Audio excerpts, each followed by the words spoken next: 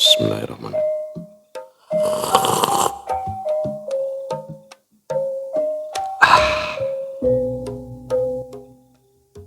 Assalamualaikum warahmatullahi wabarakatuh.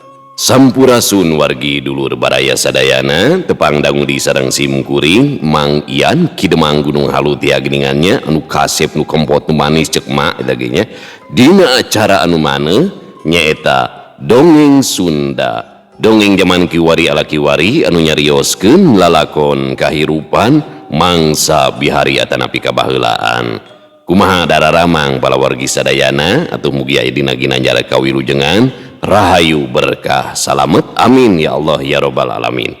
Dina waktos ieu simkuring sijanraskeun hanca nu katunda dina pedaran dongeng anu judulna Si Buntung Jago Tutugan bagian anu ka 17 pangintennya pala wargi sadayana ieu mangrupikeun karya lawas karya Bapak Sukandar anu dikarang tahun 1860-an ayeuna teh keur meujeunna nya zaman balik deui kana klasik. Dina mang pirang-pirang konten ge nya konten jadul panena teh nu keur meujeunna payu teh sabab urang sadayana cicing di tungtung zaman aya nu pernah ngalamannya zaman teu aya listrik komo kalahiran 60 70 80 mah nya.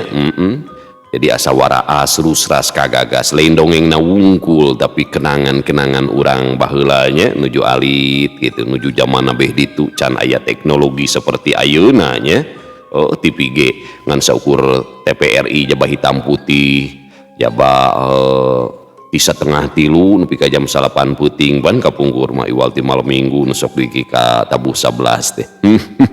Sa RT hiji nya baheula macan usum hiburan jadi para rokus ngaji parokus ibadah nantinya menikmati kehidupan teh cocokan kaulinan budak tepan udang teh bering bersosial gatri kerorobonan ngojay bareng di wahangan da eta anu jadi katineng urang teh nya sanes dongeng-dongeng nanti malikeun katineng ka mangsa kabahelaan. Tadina ieu karya teh seueur oge pepelingnya dakwah atuh pamugia ieu karya Bapak Sukandar Si Buntung Jago Tutugan teh sing tiasa janten ladang amal anu ngocor ngagolontornya ka pengarangna oge sing ditempatkeun di iliyin taman-taman surga keng rahmat magfirah Allah. Ukituna di zaman kiwari masa kumaha urang ngagib teh gaib transfer ngintun pulsa arto segala rupina nya tapi tetep dugi nilai nama tah urang ngagib aosan Al-Fatihah kanggo pengarang atuh pamugia mun aya 10.000 sami-sami urang ngaoskeun Al-Fatihah ieu janten medan energi nu luar biasa bakal wihdi kaberkahanana kanggo urang sadayana atuh anu nuju usahana sing dilancarkeun sing diberkahkeun diuntungkeun anu rumah tanggana sing sakinah mawadah warohmah anu gaduh cita-citana sing dikabul hajatna berkah ya aosan Al-Fatihah di mana urang desep ngadoakeun usahana salaresna doa eta teh wihdi kanggo urang sadayana khususan ila ruhi ahlil kubur Bapak Sukandar Allahumma gfir lahu warhamhu wa'afihi wa'fu anhu syaulillahi lahum al-fatihah. A'udzu billahi minasyaitonir rajim. Bismillahirrahmanirrahim. Alhamdulillahi rabbil alamin. Arrahmanir rahim maliki yaumiddin. Iyyaka na'budu wa iyyaka nasta'in. Ihdinas siratal mustaqim. Siratal ladzina an'amta 'alaihim ghairil maghdubi alaihim waladdallin. Bighfir lana amin. YouTube simkuring aya 3 pala warginya anu nuju di pedar teh salah sawiosna dina YouTube-na Kidemang Gunung Halu nyaeta Rajapati disumpingannya di bujengan YouTube-na di subscribe ulah hilapnya oge dongeng Sunda Mang Ian sareng ieu YouTube nu ayeuna anu dianggo nyaeta kisah tanah Sunda ulah hilap di subscribe di like di komennya komen dina alur caritana sareng ulah di skip iklanna sami sareng nyawer eta teh nya. Saumpamina ngaros kahibur ku pedaran dongeng simkuring da simkuring mah etang-etang ngamumule sini budaya bahasa Sunda tas hoyong apresiasi tiasa kana nomor dana ieu tah sabaraha we saikhlasna sanes kuna naon da simkuring pan di sisi leuweung teu lebet mobil ka di motor tebih jalan ge medan awon kamu meser kuota meh tiasa ngupload meh tiasa live gitu nya. Jang meser kopi ongko di beas kate baskom emernya pantau kereta api gitu supados tenyang kolong tingkana waktu sayuah urang sasarengan ngalajengkeun ieu lalakon Si Buntung Jago Tutugan bagian anu ka 17 mangah ka parayun sadayana wilujeng ngadangukeun prung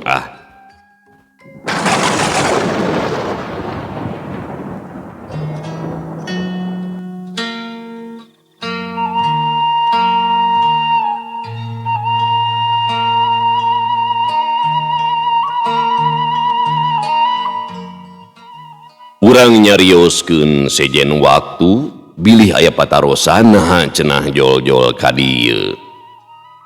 Ukur ka pamardaka Andi nyaritakeun yen manehna tos ngalaman padungdung jeung karna teh kabeh kakagetna diebrehkeun.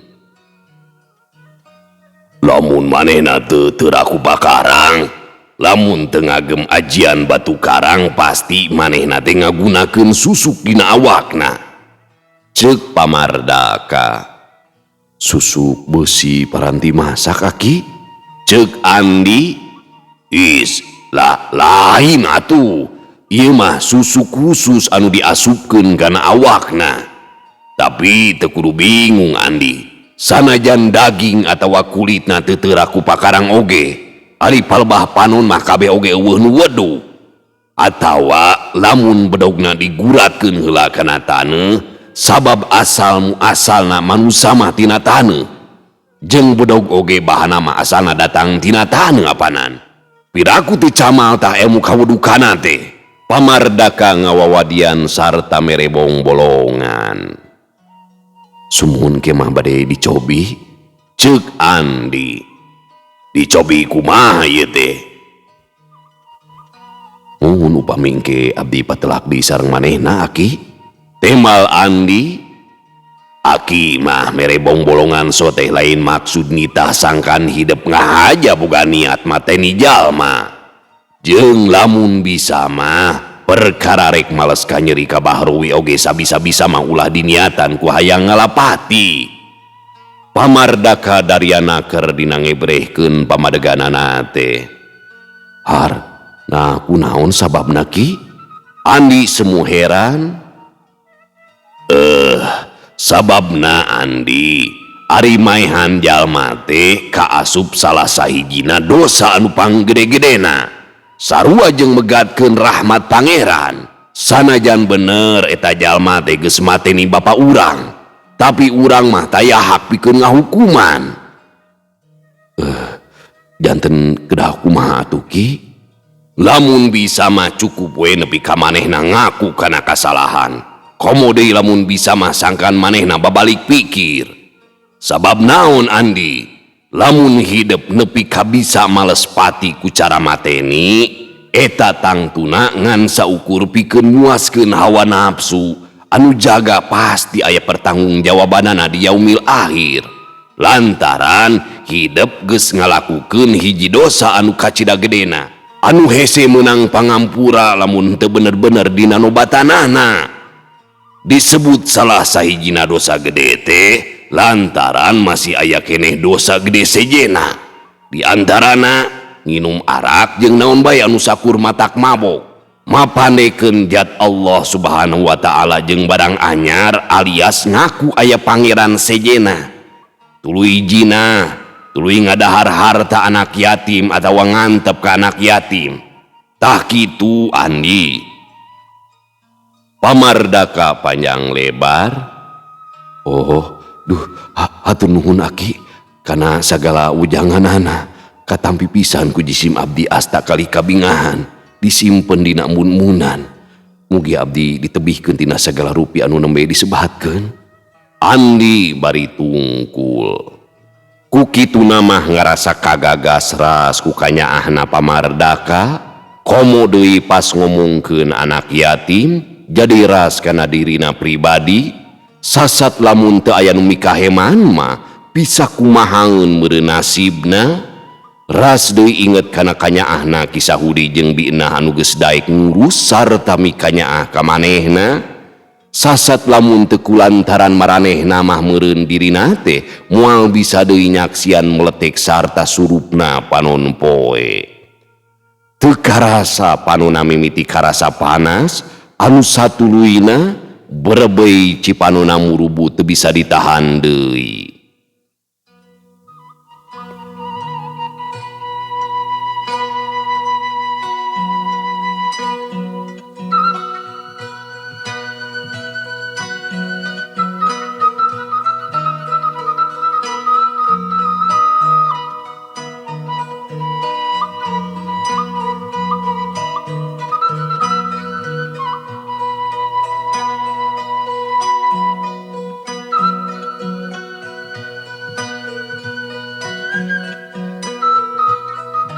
ukur 3 poe Andi aya di imah pamardaka teh.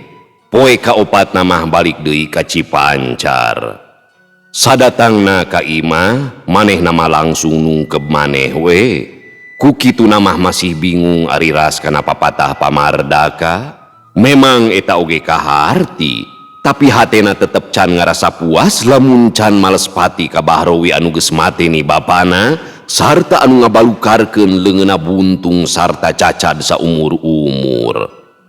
Ras deui kakarna jalma anu meh-mehan ngabalukarkeun manehna bobor karahayuan komo deui geus wani ngaganggu ka Nyi Tarsia, tapi aya hadena oge pikeun manehna mah sabab aya jalan pikeun nyingkahan Nyi Tarsia. Atuh cenah Nyi Tarsia teh embungeun kakarna awal akhirna mah tangtu bakal daek komo ayeuna mah pan Ki Jantrana oge geus jadi anak buahna karna atuh dina embungna oge geus pasti bakal dipaksa. Hal eta ngajadikeun manehna beuki panasaran hayang ngajajal deui karna minang kalengkah awal pikeun maluruh Bahrowi manehna ayeuna mah teu ieu bingung sabab pasti dina ngalakukeun kajahatanana teh teu pacorok da ayeuna mah maranehna geus ngahiji. Ku kituna Andi mindeng ngadatangan ka palebah tutugan boh berang boh peuting, lamun peuting ulu kutek we di dinya bari neangan panyumputan anu kira-kira merenah pikeun ngintip. Harita mah di lebah tutugan teh harieum ku tatangkalan, utamana mah loba tangkal kaung pating jarumpluk. Alus pisan lamun keur dipake panyumputan teh ngan hanjakal moal bisa dipake cicing salilana. Ku kituna terus we manehna teh hanjat ka pelebah pasir anu ayana di belah katuhu anu brasna ka Gunung Guntur. Kabeneran aya nu ngeuwag dina sisi gawir, horeng teh lolongkrang tapak golontorna cai. Sanggeus dipariksa tetela di jerona teh nyarang kedong teu beda we jeung hiji guha. Cocog pisan lamun keur dipake tempat pikeun nalingakeun sabudeureun tutugan teh.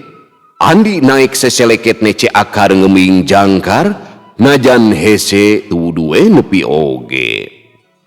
Sanggeus dipariksa bisi aya oray atawa sato sejena nya Andi ngarasa eta tempat teh geunah oge keur panyumputan. Geunah oge yeuh moal mata katangan ku batur boh naik boh turun ngan meureun kudu nyieun tempat keur sare jeung taraje tina kali keur naik turun. Pamiarsa sadayana anu pararegek jeung barudayut, sanggeus kitu mah Andi turun deui terus ku kurubutan di nu bala anu anjogna ka palebah tutugan tidinya norobos deui ka Cipancar. Saminggu ti harita Andi geus nyicingan eta guha bareng jeung si Ruyuk ti ditu mah ambeh aya batur. Atuh sakapeung Adria oge sok maturan ngan maranehna ngarahasiakeun ka Ki Sahudi atawa ka Haji Sobana mah sabab bisi geruh kanu sejen. Hiji mangsa sisinarieun Andi teh geus magrib kakara turun ti imah sabab biasana mah geus magrib teh manehna geus aya di guha. Rupana mah harita teh nungguan Adria anu rek milu maturan. Teu lila kurunyung Adria nyamper bari di harudum samping poleng. Kumaha wawartosna ka bibi mang? Maksudna mah bibi teh pamajikan Adria anu ayeuna mah geus milu tumetep di Cipancar. Ah bade ngarencangan jang Andi we, ceuk Adria bari leumpang marengan Andi. Teu kapapanjangan naroskeun? Ah tara indung budak mah jang Andi. Malah ka Ki Amir oge wawartos bade maturan ujang we bili Pak Haji milarian. Ngan sina teh waktos urang aya di tutugan, di lemur aya euwah-euwah. Ceuk Adria ngebrehkeun ka hariwang. Ya sae we atuh pami kitu mah, mugi-mugi we teu aya nanaon. Ceuk Andi bari sarua dina hatena mah ngarasa hariwang oge sasat ninggalkeun lemur, saterusna mah taya nu ngomong deui. Nepi ka tutugan ngaraneg heula ngadedengekeun bisi aya hal anu nyurigakeun, anu kadenge ukur sora cihcir jeung ciang-ciang patembalan sarta ungkut-ungkut. Ulah wakah ka guha mang di dieu we heula nya. Ceuk Andi, mangga jang ngan ieu teh duh mana ku tiris-tiris teuing hoyong udud mang teh. Cek Adria. Sami abdi oge, urang di ditu tukangeun tangkal kaung meh tiasa bari udud. Andi bari saterus namah nyalingker kana deket tangkal kaung, peledug we arudu daun kaung bangun narikmat. Tah simkuring nuju alit sok kudu daun kaung teh nya, aduh karasa keneh rasana eta. Sok ngoprul buluna teh. Koneng nya. Keur kitu dipeuntaseun jalan beh luhur aya jalma anu tingket aya parisa salingkeran siga anu keur ngintip. Sing horeng maranehna teh tayalian ti wigena sarja katut jimpo. Maranehna ngahaja ditugaskeun ku karna operasi di lebah tutugan. Ari Bahrowi Sudinta jeung Ardasi mah di lebak jero dibantu ku Jumanta Dulmanan katut Sarkowi. Atuh karna jeung Ki Jantra mah ayeuna teh keur aya di lembur hujung anu pikeun nyitar sia mahal ieu teh mangrupa hiji siksaan lantaran manehna dipaksa ngalayanan karna sacara salaki pamajikan kalawan teu dikawin. Icucus sigana mah keur alus milikna wigena sabaladna teh sabab tekung silila torojol delman anu panumpang nangan saurang kadua kusir sigana mah nutos meuli tarigu keur bahan nyeun burayot di pasar Kadungora. Manehna teh kapeutingan sabab tadi teh bari sakalian nagihan ka warung-warung anu biasa di PHP-an daganganana sabot keur neutek dina tanjakan. Nah eta mah korobas teh tina palebah rungkun sisi jalan aya nu tingkara jeung 3 jalma ka tengah jalan sarta langsung ngahadang jajalaneun. Atuh puguh we lain dikieu raruasna mireng jalma anu pasti boga niat teu hade. Cana naon oge panumpang mah geus kokompodan di barung ku brat-bret-brotna sora anu kaluar tina bujurna. Malahan saking kusoakna calanana oge nepikeun ka cenglong lantaran terus ngompolan maneh. Oi, sedakun duit sarta babawaan lamun si laing betah keneh kumeunang di alam dunia. Cek wigena langsung nepikeun maksudna. Asa ku haripuna keur ngomong teh euy. Usaha tu ari hayang duit mah. Cek Mang Darso kusir delman anu lumayan boga pangabisa kasebut saehuna di nagara tengah mah seret mesat bedog bari langsung malangkeun dina dada. Apaan yogi kerusaha tu baraya? Ulah aya angkuhan hayang ngelawan ari bohong bung sapat mah. Wigena ngomong nama tak seber, lamun kadengena kuno epesan mah matak ngadon ngayek-yek dina kuta. Lengkan heula tu mayit kula. Cuk Mang Darso bari sakilat ngajleng kanu rada lega. Mang Darso kitu. Lengkan heula mayit kula tu. Lengkan heula mayit kaula. Lengkan heula mayit kaula. Cek Mang Darso bari sakilat ngajleng kanu rada lega. Urang wawahaneun oge sia teh geuning.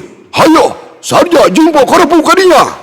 Wigena marenta bari hiuk nyebetkeun bedogna bareng jeung eta jimpo katut sarja oge meh bareng narajang tapi ku kitu namah Mang Darso teh tapis oge dina ulin Cimande ngagunakeun bedog nama tang bedog lawan sakilat ditakis kilek nyerongkeun badanna bari suku kencana ditarik ka tukang geus kitu dina kacepetan anu luar biasa manehna ngagentak ngalengka bari nyabetkeun bedog nang uak ngawi jedak dampal suku kencana ngajejek cimpo anu narajang ti kenca. Tapi sanajan sakumaha hebatna oge ari dikerepu ku tiluan bari jeung anu tingkat pangabisana sababat jeung manehna mah teu burung we Mang Darso teh kadesek sanajan harita geus ngetrukeun sakabeh pangabisana. Andi jeung Adria anu memang ti tadi keur ngadedempes bari ceulina toleh rancung ngadedengekeun kayaan di sabudeureun tutugan lain deui kagetna sabab di beh luhur palebah pengkolan tanjakan kadenge sora ting belentrang sarta anu ting harao. Mang cek Andi bari ngantelkeun curugna dina biwir isyarat sangkan Adria masang ceuli. Sora anu keur galungan jang Andi lain antepkeun ieu mah. Cek Adria bari sakilat ngablesat muruh ka arah sora nuturkeun Andi anu geus ti heula ngablesat. Tekung silila geus nepi anabreh teh sidik aya jelema anu keur dihurup ku tiluan.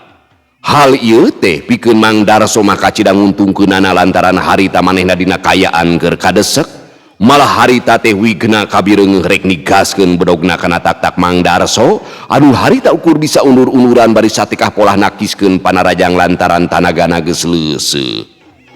Andi jeung Adria teu kapalingan saeutik oge yen eta komplotan wigena.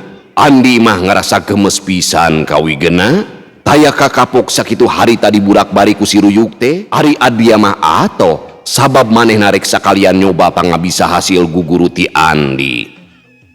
Keun jang Andi, si wigena mah bagian emang, ceuk Adria bari ngablesat miheulaan muru ka wigena. Mireung anu ngagorowok sarta karasa aya nu ngahiuk ngabongohan, wigena langsung ngejat. Anu breh teh wigena teu kapalingan saeutik oge yen anu narajang teh Adria urut anak buahna. Ari ret ka Andi, manehna langsung ngerasa peot hatena, ari deuk lumpat piraku ngarasa era ku anak buahna sarta pangpangna masieun ku karna lamun manehna kabur ti pakalangan saacana naon. Komo ieu anu nyang hareupanna teh Adria anu pangabisana geus kajudi. Manehna mah teu apa lamun ayeuna mah Adria teh beda jeung baheula. Eueuh, eta si Codet, hadieu sia Bagong. Aduh hayang dicacag mah ku aing. Wigna morongos kadenge nguntup nguyupna keur bari sabuk bae naraja ngahambatkeun bedogna. Sia wigna anu kudu dicacag mah, dasar begal kalapetong sia. Adria ngeyehkeun bari gilek ka katuh dina ulin Cimande. Hiuk bentrang, bedog wigna ditaki sarta beg. Perep Adria dina jurus landak nobros gunung anu ayeuna geus kapimilik numbrag dada. Wah! Wigna ngacaregjeg, seuk bedog Adria nyempong rek nyasar beuheung, tapi sanajan wigna masih ngerasa seueul oge, rikat manehna ngacaul bari nakiskeun bedogna, terang wigna ngalegot, hiuk bedogna nyuruntul rek meulah sirah Adria. Rikat Adria ngalabuhkeun awakna bari nuruskeun panarajang ku gerakan leled samak. Wigena surti kana bahaya, jeung luncat bari nakiskeun bedogna dibarengan ku dampal sukuna ngajedakeun tarang Adria. Atuh akibatna Adria lain wae ngarempeyek, tapi sirahna oge karasa lungleng. Pugu we Adria lain deui nafsuna dume sirah anu dipupusti teh dijejek deungeun. Untung ku dampal suku, lamun ku ieu geus boja dahulu sia teh. Hiya! Wigena neruskeun deui panarajangna. Bedogna nyuruntul ti luhur deuk narok tarang. Gilek Adria nyarengkeun badana dina jurus bahe kele, deus leungeun kencana diketigkeun kana pigeulangna lawan. Geus kitu seuk bedogna nyambet ti handap dina jurus turih wajid. Wigena lain di ngaranjugna mireung gerakan Adria ayeuna anu sakitu hebatna. Montong ngejat sia bangsat. Kia!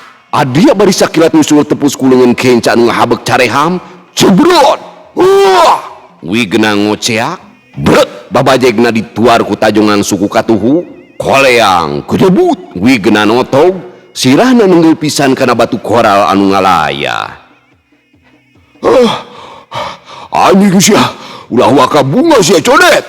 Wigena nyarekan bari korejat hudang sarta terus nguak ngawig nyabetkeun bedogna ngalabeuheung. Bareng jeung eta, Adria ngakentak depok bari nyabetkeun bedogna kana pingping. Kentak wigena mundur, tapi bedog Adria leuwih kancang datangna, sok sanajan ngan ukur congona. Teu burung atuh pingping wigena teh kasabet, srak. Wah! Wigena ngagero deui, burial getih kaluar tina pingpingna anu nyarekekeh akibat sabetan bedog Adria. Di sejen pihak Andi anu ngalawanan Jimpo estuning enteng ngeunaker bari ngagunakeun siku-sikuna ngaladenan panarajang Jimpo anu ngan ukur suat sieu tepugu. Trak bedog Jimpo beunang dicapit ku siku-siku dina gerakan capit hurang. Hiuk jebrot leungeun buntung Andi nyayang kana dada. Jimpo ngoceak bari langsung ngajengkang anu satuluyna teu usik deui. Hiji dikadiekeun Pak. Andi ngagorowok ka Mang Darso nu harita keur jogol keneh jeung Sarja. Mangga ujang, cek Mang Darso anu tanagana geus leuseuh ka cida atona aya nu andon suka bebela teh. Gentak manehna mundur ngajauhan Sarja, ngarasa kaget oge mireung anu ayeuna ngabantuan teh hiji jalma anu disidik-sidik teh leungeun kencana buntung. Geus dibejaan ulah wani bebegal ditutugan, masih bedegongnya.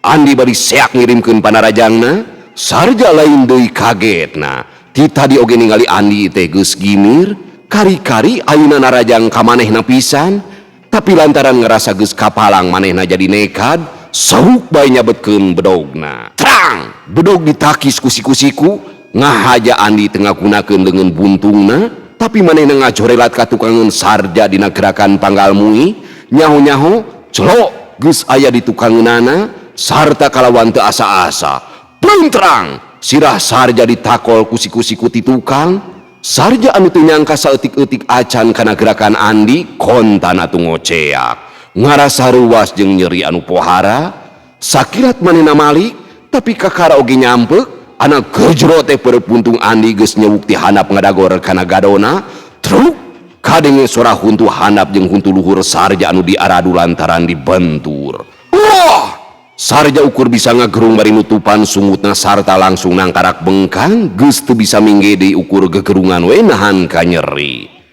red Andi ka Adria anu keur ngalawanan wigena teu matak hariwang sabab harita Adria terus kadesek lawana anu katempona mangan ukur undur-unduran keur mah ping-pingna geus kabeunangan katurug pangabisa Adria ayeuna mah memang aya di saluhureun nu jadi lawana geus kitu mah Andi koloyong nyampeurkeun ka Mang Darso bari red ka lalaki anu ti tadi ukur ngayek-yek di sisi jalan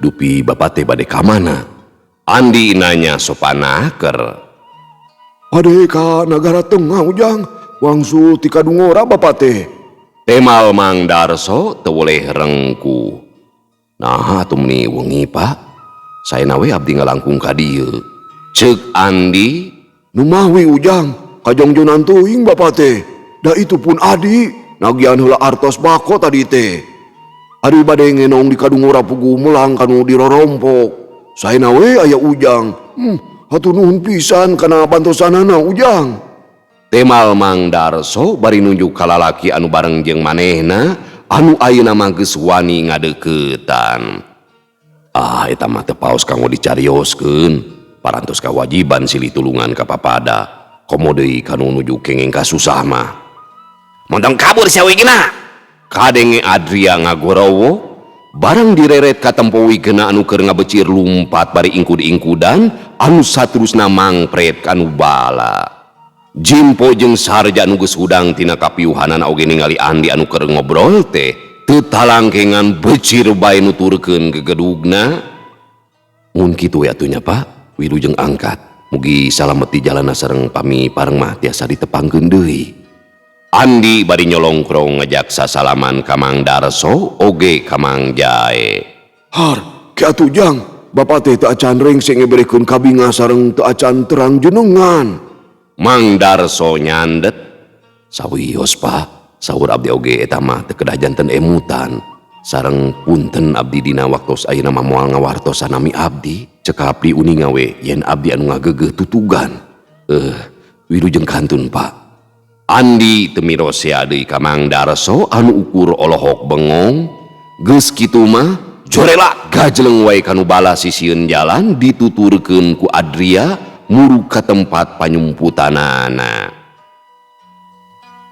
sahanya buah-buah ceuk Mang Darso bari ngadadak bulu pundukna ting puringkak muhun Mang pan tadi oge nyebatna yen manehna teh anu ngageugeuh tutugan hariwang kieu duh sarua deui Mang Jai oge anu memang burangan beuki ngarasa muriding eta ningali usina sakitu hebatna jeung eta leungeun buntungna kacida hebatna duh jago tutugan we sugan mah pantes lamun disebut si buntung jago tutugan teh ayo Mang urang guat indit hari iwang ieu teh Mang Darso ngajak buru-buru indit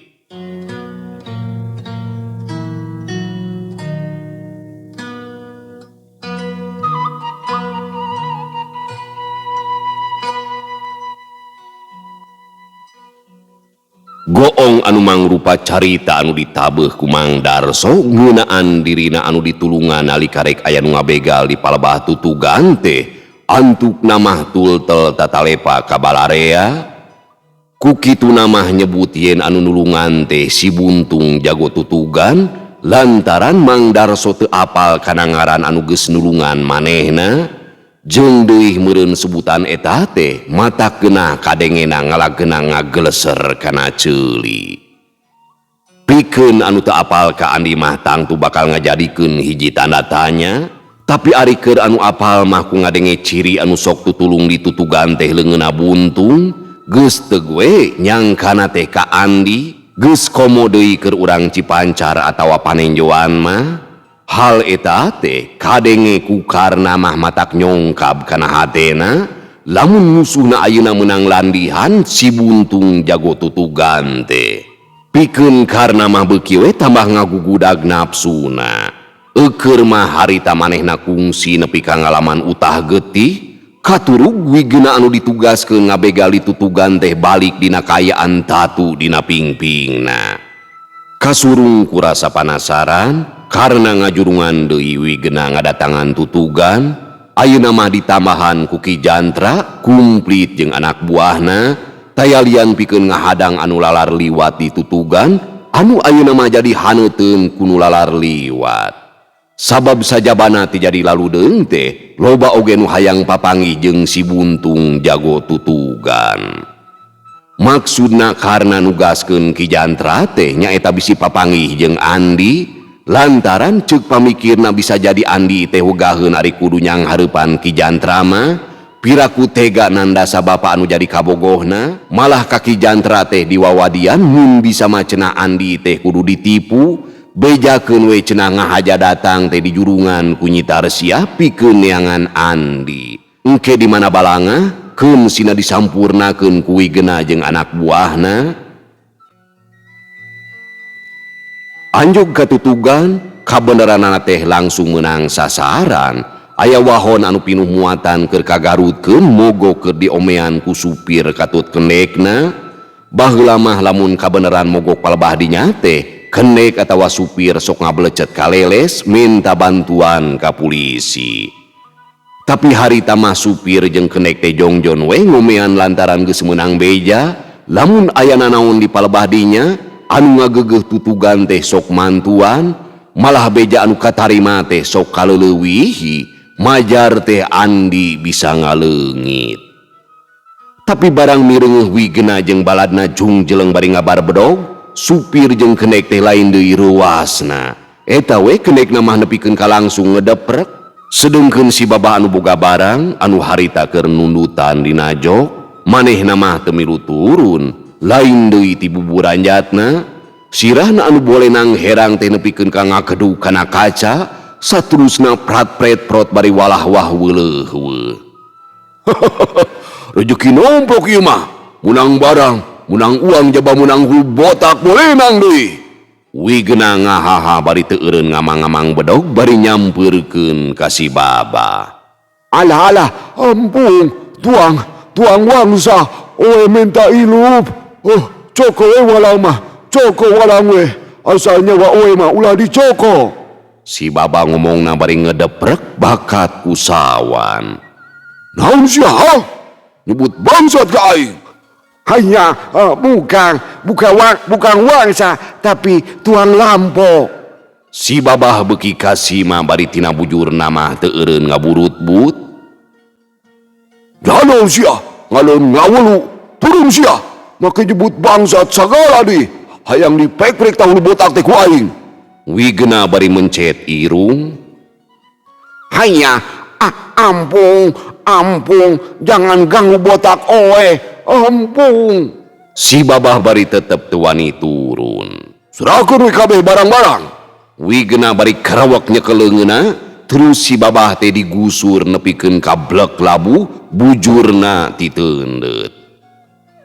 Alah, weteng oe witul. Pokna bari nyepengan beuteungna anu budayut badi sue bangkong. Pah, haram jadah sia, geus ngawulu deui. Wigeuna mundur bari mencet irung. Andi jeung Adria anu tita tadi oge keur ngawaskeun anu keur ngomean wahon, ningali anu tinggara jeung bari terus ngekeyek si babah teh, langsung ngajeleng bari mesat pakarangna. Adria mesat bedog sedengkeun Andi mah nyabut siku-sikuna. Teu gampang si arek ngarampok di tutugan mah. Sang hareupan heula kaula anu ngageugeuh tutugan. Cek Andi bari ngahambatkeun siku-sikuna. Kabeneran oi, wadiabat, kebung. Wigena mere parenta. Ki Jantra jadi bingung, manehna ukur ngajentul we. Niatna rek nipu Andi teh jadi gagal, tapi keur kitu sabrut Adriana rajang nyabetkeun bedogna ngalabeheung. Gilek Ki Jantra rikat ngagiwar sarta nakiskeun bedogna. Adrian ngaligot ka kenca, terang dua bedog bantrok ngaluarkeun kembang seuneu. Tungtungna Adria but-but patutunggalan jeung Ki Jantra, silih sabet silih bacok, duanana pada hayang ngarubuhkeun lawana. Hayo batur-batur, ulah dibere ampun kerepuk ku kabehan kayaknya. Wigena mere sumanget bari nyabetkeun bedogna nginca ngatuhu. Muntong loba bacot Wigena, mana si Bahrowi jeung si Jaka? Teng-tengkeun sakalian. Andi bari corelat leus ngagunakeun gerakan londok malih warni sarta tulila kadenge ting pelenterangna bedog lawan anu diaradu papada baladna.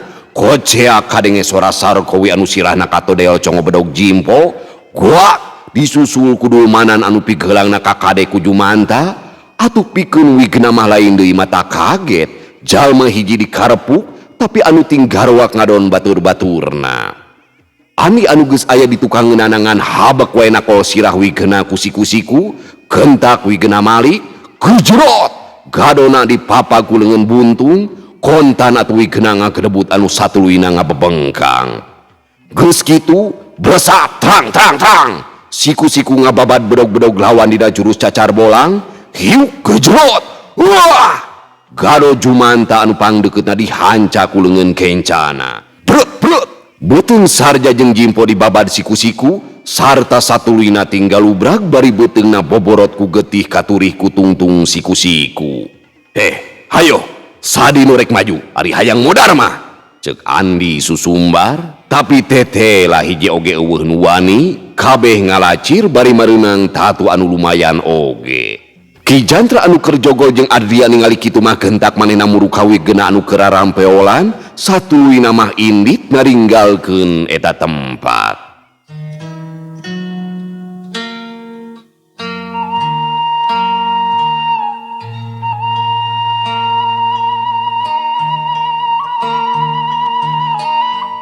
Atos we Pak iya teu kedah diudag.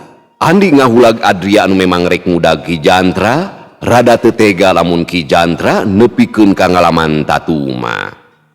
Aman ayeuna mah, lamun aya nu rek ngaganggu palebah tutugan, tangtu bakal adu hareupan jeung kaula. Andi nyarita ka supir, bari reet ka kenek jeung ka si Babah, geus kitu mah manehna ngacorelat kanu bala dituturkeun ku Adria. Hanya, nanti wulu sulala. Si Babah gegerowan ti dituna mah rek nganuhunkeun sarta rek meresen meureunan ngan hanjakal Andi geus indit sanajan sabenerna mah ukur nguliwet bari tetep nyerangkeun bisi aya deui komplotan sejen. Tulila kadenge mobil teh geus bisa dihirupan dius we maju ngeteyep mapai netekna tanjakan leuweung tiis anu ngemplad.